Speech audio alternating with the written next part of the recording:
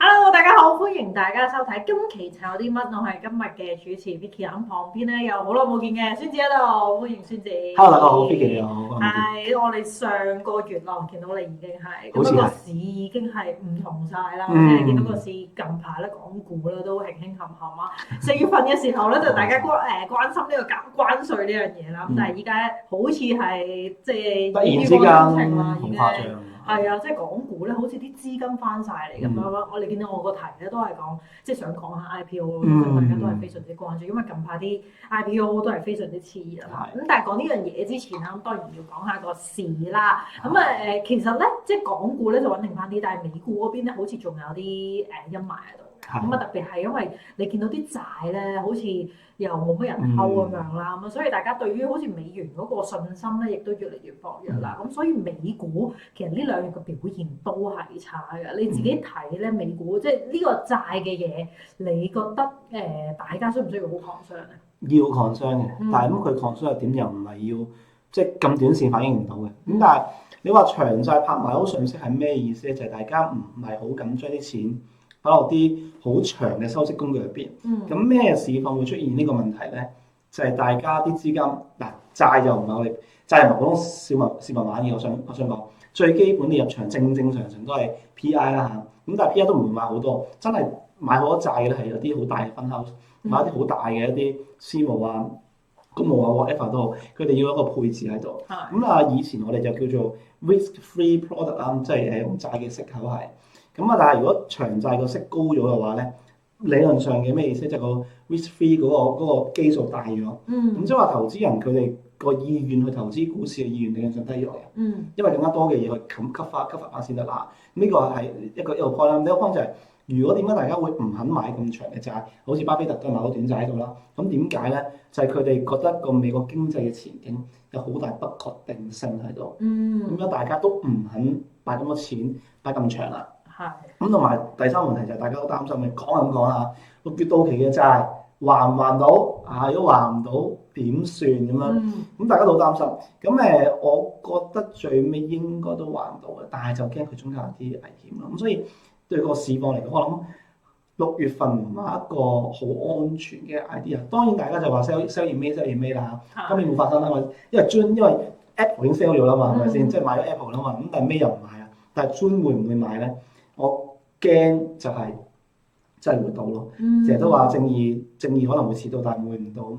咁呢個正義就係其實成個市場嘅大部分資金唔係我講，雖然嗰個走勢就係而家彈咗好多，咁但係去到例如納指期貨啦21,300有啲咁樣阻力，但係未真係跌落去啦，係咪？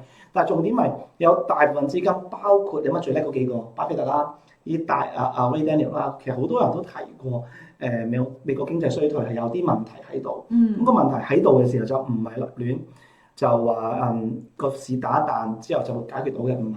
咁所以我諗對於個美股嚟講，我仍然維持住之前講法，就係港股個韌性會比美股高好多。咁但係唔代表港股如果美股急跌啊，或者再嚟攞一次真正股災，唔代表港股唔跌，只不過港股個跌嘅幅度可能會細啲，同埋佢啲股票嘅韌性冇啲咁急嘅機會率可能大啲嘅啫。OK，咁啊美股咧，即係相對地咧冇港股咁強啦。咁但係其實關稅呢樣嘢，頭先我哋都提到啦。雖然即係4月份嗰個壞嘅情況好似已經過去咗啦，咁但係大家都要留意住，究竟嗰個暫緩期啊之後會發生咗啲乜嘢事咧？其實依家就話即係聯儲局最新嘅理事就話如果唔再加關稅嘅話，其實下半年咧就會係減息啊。咁而家個市場咧就係港股你見到係好平靜嘅，咁但係最新你見到花旗都話，其實依家都係咩暴風前夕嘅一個平靜嚟嘅啫，係啦。咁大家其實係咪譬如港股嘅投資者唔需要驚呢樣嘢咧？我諗驚唔驚？我諗居安思危啦，永遠都係咁，永遠都有個把尺，有個安全網喺個心入邊好啲嘅。即係永遠都會諗住 hope for the best 啦，但係 prepare for the worst，即係永遠都有最危險嘅情況出現。如果美國嗰邊即係會急跌下之後啊，而家我暫時未見到嘅，全部都係估嘅啫啦，全部都用好長嘅經濟線去睇嘅啫。而家未係嘅。總之任何嘅一個諗法同埋任何一個 theory 同學説，佢會經得起實際嘅考驗。實際考驗就係究竟嗰啲關口同埋嗰啲咁技術圖表加埋成交額同埋市場嘅氣氛同情緒緊要呢個，咁啊加埋一齊先至係事實。我哋估嘅都係估嘅啫，但係估嘅話咧，如果美國真係會後尾出現一個再好似大跌或者係股災級別嘅跌嘅話咧，咁你好難講個獨善其身嘅呢個就係。咁但係港股頭先我講港股會跌咁多，可能會唔跌咁多，但係下半年減息咧，理論上如果美股唔急跌啊，可能慢跌或者橫行嘅話，減息對於港股係非常之好。一般嚟講，其實美國減息，可能美股嘅即係催化劑都有，但可能唔係即刻湧現，但係港股係會即刻有機會特別勁，特別係佢減息嘅速度緊要，減一兩次冇用嘅。如果佢減話今年下半年唔係，不如話減一次，俾咗減3次，佢展望26年再減嘅話咧，好緊要，因為美國香港人投資氣氛咧，好容易受到息口嘅波動嘅。你諗平時做節目啊，或者你同啲觀眾交流，都知道香港人最中意咩收息啊嘛。息口唔高嘅時候，其實息口已經低咗好多。特別如果有留意咗 H 啊 HIBOR 跌得好勁嘅呢排，咁所以變咗咧，如果供樓係息少咗，然後個息口少到係個息係低過你去租嘅話咧，咁香港最緊要嘅經濟體其中一個就係房地產。咁呢個都會對於港股有個幾好嘅氣氛喺度咯，同埋港股相對其他貨幣平咗，亦都係吸引啲外地嘅資金，包括而家好中意韓國嘅資金啦，好中意炒港股，咁更加吸引性更加大啲。所以如果減息嘅幅度如果夠嘅話，同埋個預期喺度嘅話咧，港股有機會再勁，即係韌性再高啲咯。好啊，咁但係其實咧，港股咧即係近排都講咗啦，個情況都係非常之厲害。如果你單計今年嗰個港美股嘅表現咧，其實呢度都睇晒㗎啦。港股咧今年係升到1成幾，咁啊反而美股咧即係道係最渣啲嘛，跌咗2成幾落嚟啦。咁啊港股咧今日咧其實就係高開低走嘅，即係就回翻落嚟嘅。咁但係你睇呢一轉咧，你睇港股去到咩位啊？即係23,000幾㗎嘛。我就係覺得係呢一轉嘅反彈應該去到23,800、24,000就真係好頂㗎啦。我原本覺得係23,000點已經係個盡頭嚟嘅，點知佢仲有力再上多下。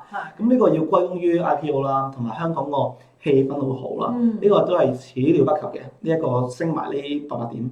咁但係我諗23,800呢啲位好頂㗎啦。咁如果美股呢個位都要落嘅話咧，咁港股無可否認都應該落一落，但係落嘅幅度未必好大，可能22,500已經有支持啦。咁但係你話當初冇空間，都仲有空間，多成600-700點空間啦嚇。咁啊但係美股仲多啲啦嚇。咁我諗美股方面嘅道指真係好差，因為一定係道指最反映係咩咧？係真係實體美國經濟嘅反應。所以其實我諗道指呢個咁嘅走勢咧，就反映到可能我哋會小心究竟美國嘅經濟數據係咪一個太過 lagging，即係太過滯後嘅 idea。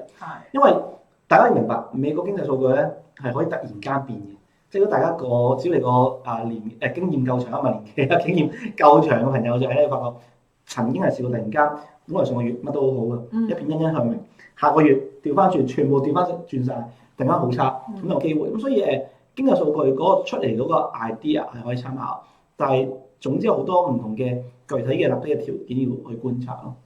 好啊，咁啊頭先都提到啦，即係港股咁勁啦，呢一轉啦 IPO 都幫咗唔少啦。其實你睇翻咧過去嘅半新股啦，咁啊由3月份開始咧，其實得一隻唔係好掂嘅，係啦個名改錯咗，係啦，呢個咩啊綠茶婊啊嘛，人所共愛綠茶呢個名真係差喎，點解講綠茶呢個名真係唔知點解啊真係。唔知啊，同埋好似話唔好飲。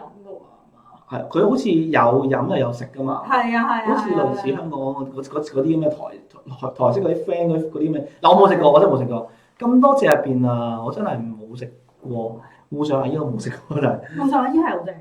好正。我飲過，係我覺得幾好飲。係，但係香港冇噶嘛？香港冇嘅，係啦，香港冇嘅。咁但係去上海先有。唔係深圳有。係啦，但係你見到其實如果咁多隻入邊得一隻係唔得嘅話，即係大家好似對於炒新股嗰個熱潮咧一翻嚟，好似有種我嗰個命中率好高。贏啱仔咯。係咯，贏啱仔50%咁樣。係啊。嚟緊係有冇啲咩嘅新股可以抽咧？佢叫做嗰隻叫咩話？嗰隻叫做首回啊嘛。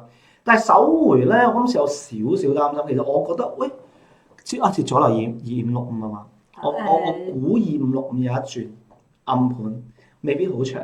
但係首回咧要望，因為咧而家炒新股其實我有小貼，即係小技巧嘅啫，望翻佢所屬嘅公司個板塊得唔得先。咁啊有條 formula 就係多數你唔好佢基本面先，多數喺嗰隻嘢上市之前，同係有炒作嘅，唔會太差。哦，咁製藥咯，係啊，所以我咪驗六咯，但今日截止啊嘛，係啊，截咗啊，琴日截咗啦，係啊，琴日截咗啦。咁啊呢一隻有機會暗盤升一升嘅，因為 B 類股都唔差。係啦，首回咧就個名氣好大，同埋好多人留意。咁啊好簡單就係其實佢就係香港賣保單啦，就咁講，就係咁，即係呢個網上嘅一個保險平台，好大嘅咁樣做人險多，我覺得係。咁啊但係個問題係咧，內險股有升下，但係升幅嘅程度同埋我感受性差好遠，所以我估首回即係可能首回合係升得好少嘅，咁但係你話256可能升得多啲。咦？有人同我講即係中間嗰隻2603，呢隻我真係呢個紙製品完全冇留意過。冇留意嘅話，但我想問佢設計真係紙製品嚟㗎？呢個其實我冇研究嘅，但係有人叫我抽咯就係啊。望下先，佢集資係幾多？冇呢個冇寫喎，呢個冇寫啊，要再研究下。竟然你要抽我之後再問你啊。好啊。佢咁樣同我講咯，但係我冇研究。咁我真係研究下喎，真係要。係啊，但係已經截咗資啦。哦，咁你抽咗未啊？我抽咗。係啊，咁大家即係可以留意下首回啦，又或者最近呢個板塊方面咧，即係保險股會唔會做翻好少少啊？好，講完港股咧，比特幣一定要講噶啦，因為近排就非常之強勢，尋日突破咗11萬，咁啊依家其實見到個位好似企得幾穩嘅，係啦，咁啊依家都係11萬零左右啦，又唔會佢之前嗰幾次咧，其實我見咧佢好似係衝上去啦，好快咧幾日就會落翻嚟嘅。係。今次好似企得幾穩。今次直情叫標準啦。咁啊嗱，就係乜都唔好講，我哋乜都唔好睇幅圖先。你由4月嗰時咪跌咗落嚟嘅，其實嗰啲落嚟嗰時其實都唔差㗎。你諗下當時係全世界股災，叫全個環球市場嘅金融又唔係未到海嘯啦，但係一定係地震。全部資產就算最強嗰隻黃金，都要幾日俾人拋售，因為佢補倉。但係 Bitcoin 喺嗰陣時竟然冇穿，即係實際上我冇穿3月份嗰個大位，跟住仲係跌咗呢一段跌咗10%多啲嘅啫。跟住你睇佢4、7號之後咧，慢慢升一升嘅，之後橫行，起碼超過1個零禮拜，又升一升，2棍又橫行又升，呢啲叫傳統我哋叫做最簡單。有時睇圖咧，有時咧太過複雜啊，又啲咩 MACD 保力加啊、ATR 啊，全部出晒。但係最基本有個好緊要嘅方法。就係陰陽燭走勢，大家唔記得咗啦。特別有一個走勢唔記得咗，呢個係傳叫梯級式上升。呢一種係一個叫做非常之有秩序嘅上升。而秩序點樣嚟嘅咧？秩序就唔係前面嘅觀眾朋友我哋嚟嘅，秩序係由大佬嚟嘅。只有大資金嘅操作咁穩嘅情況下，佢先至會咁有秩序。如果大家有留意到，近嚟嘅市場情緒同埋身邊嘅朋友咧，我哋炒股票咧，即係除咗成日都要即係留言啦，留意我哋講嘅之外，仲要留意埋身邊嘅朋友，包括其實你 social media 啊，同啲 friend 傾偈咧，全部都係機會嚟嘅。我成日話交易源自於生活，就係你生活方面有好多好值得去吸收啊聽嘅嘢係好有在家嚟嘅。咁你發覺呢一轉咧上嚟咧，同上一轉啊，大家都係由8萬升11萬。嗱個過程有啲唔同啦，呢個快，呢個慢啲啦。但係個結果一樣，係咪先？都係升咗3萬蚊。但係上次個3萬，成班人係黐咗線咁樣攞大個旗出嚟舉嘅。今次3萬無聲無息，靜悄悄。咁呢就係咩人咧？有冇聽過叫悶聲發大財啊？即係呢一個就叫悶聲發大財。即係呢一段8萬11萬就係悶聲發大財。之前嗰段咧就唔啱嘅，其實。即係大家搖晒旗、立晒喊啊、升縮佬要出埋嚟嗰啲咧，咁就總之冇人講就係好嘢啦。冇錯，係因為冇人講嘅話，證明大家其實都冇 realize。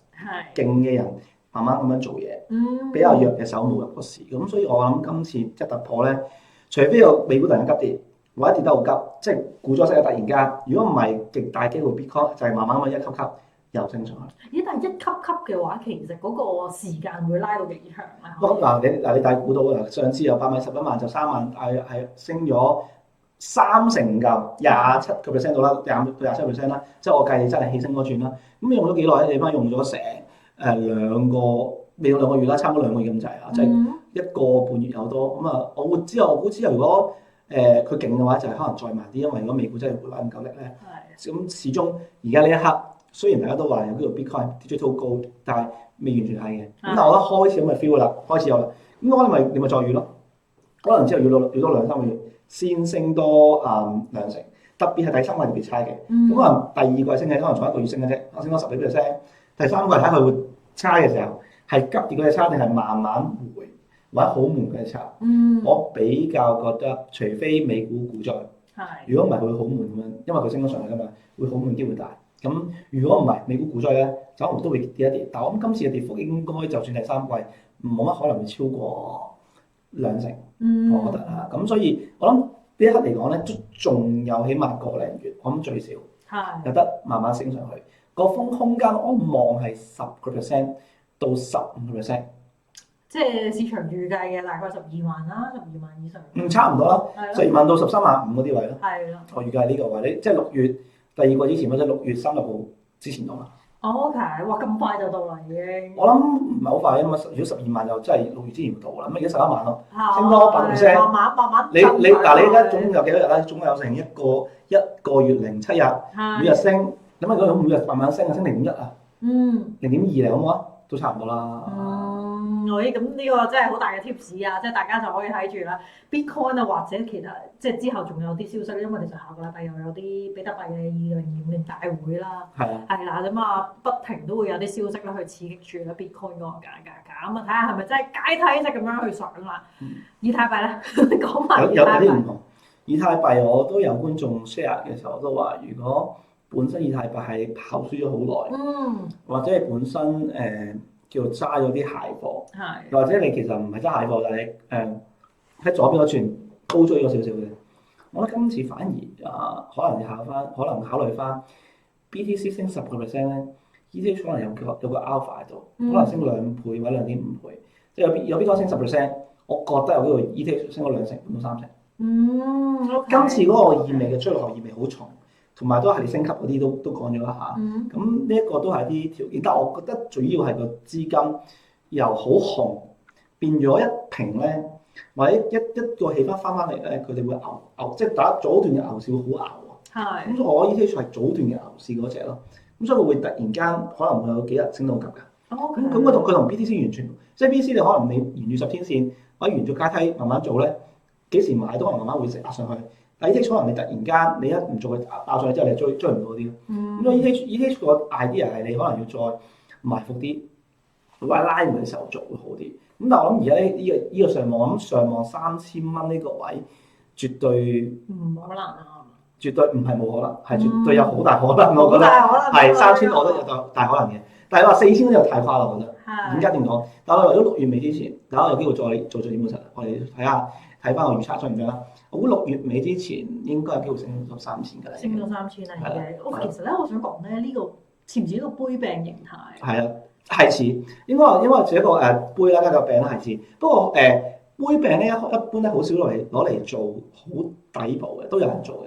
杯餅我哋會做嚟做咩？做中線，即係佢升一段，再做杯餅嚇。咁呢個你話杯餅又得，你話頭肩底又得，都有咁講係，都冇所謂，都係。總之你諗嘅就係差唔多，即係佢就係好有秩序得嚟，佢爆你升嗰隻 feel。OK， 好啦，咁啊大家可以留意住6月底啊之前咧，即係會唔會以太幣同埋比特幣咧有一個變化出嚟啊？咁啊大家如果咧想部署咧 Bitcoin 或者以太幣嘅話咧，亦都可以考慮翻咧博時 HT 比特幣現貨 ETF 3008㗎。另外我哋有隻啦以太幣嘅 ETF 3009啦，咁啊亦都係咧4月25號起開始咧，我哋已經可以做 staking 啦。咁啊就係亞太首隻咧 staking ETF 啦。咁啊每年咧亦都會 on top 咧有多1% 嘅額外收益俾大家㗎。咁所以大家如果部署 Bitcoin 以太幣嘅話咧，亦都可以考慮用翻咧3008、3009啦去做一個部署啦。咁啊今日咧咁啊唔該晒啦，孫子啦同我哋有咁多嘅分享啦，又有策略 share 即係 IPO 啊，無論 IPO 啊定係港股啊定係 Bitcoin 都有啊，非常之豐富啊。咁我哋就約定啦，6月我就再約你驗收下嗰個成績係點先。好，咁啊今集嘅節目咧就差唔多啦，我哋下次再見，拜拜。